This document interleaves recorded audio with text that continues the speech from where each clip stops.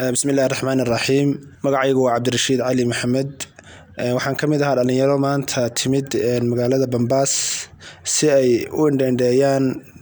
magaalada istiraatiijiyadeeda iyo waxa weeyaan muhiimadda ay u leedahay bulshada Raafiq Cumar dhalinyaro marka anagu waxaan ahayn jijiga ka yimid oo marka u yimid inaan magaalada waxa weey dadkii aanu waxa weeyaan warbixin aan u soo gudbino anagoo ka hadlayna magaalada muhiimadeeda iyo wax weeyaan istiraatiijiyada ay u leedahay Raafiq Cumar iyo guud ahaan Itoobiya oo dhan magaaladu waxay weeyaan magaalo qadiimi ah oo runtii waxa weeyaan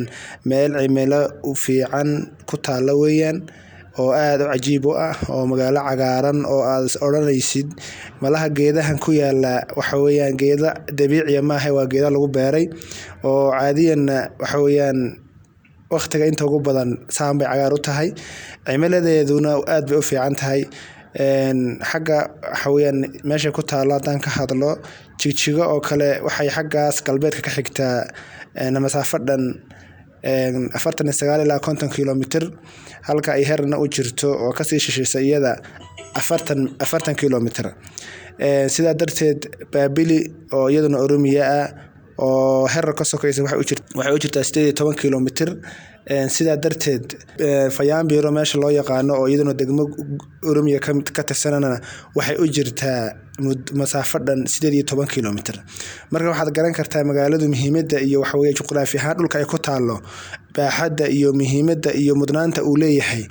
marka waxa weeye dadka Raafiq Cumar waxaan u sheegaynaa guud ahaan caalamka meel uu ka joogo degmada Bambaas inay soo dhistaan oo ay magaalayaan waa magaalo ku haboon ganacsi ku haboon degitaan xaafadeed wax walba laga heli karo oo bay'a aad cajiib ah ku yaala sida darteed dadka Raafiq Cumar waxaan ugu baaqaynaa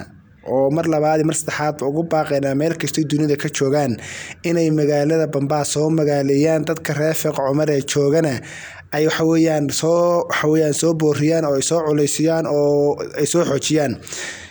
sida darteed magaaladu waxa weeyaan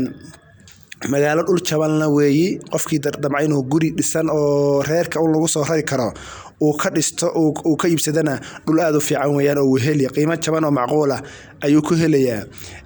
qofka damcay inuu boos isagu hadhow u dhisan doono ama uu dhistaba uu ka iibsadana isagana qiimo aad waxa weeyaan u haboon oo maanta qof walba oo danyar xataa uu gadan karo ayaa lagu helayaa sida darteed dadka Raafiq Cumar waxaan ugu baaqaynaa meel kasta ay joogan inay magaalada Bambaas soo dhistaan soo maal gashadaan